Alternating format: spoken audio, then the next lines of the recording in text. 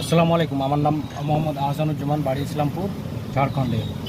আমি প্রায় 2 বছর আগে থেকে আমি জাকির হোসেনকে হোয়াটসঅ্যাপে মেসেজ করি, ওর মেয়েকে ভালোবাসি আমি, সেই বিষয়ে মেসেজ করতাম। কিন্তু তখন কোনো রিপ্লাই না করার জন্য আমি অনেক কিছু বিরক্ত হয়ে গেছিলাম। তার জন্য 2-4 দিন আগে 2-4টা হয়তো অকথ্য ভাষায় SMS করেছি, যেটাকে ধমকির মতন লাগছে। না না, বোমা মারার নয়, বলতে আমি মারার ধমকি দিই। কারণটা কি?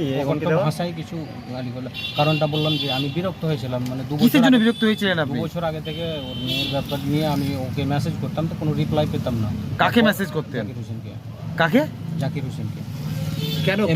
কেন মেসেজ করতেন? ওনার মেয়েকে আমি ভালোবাসি,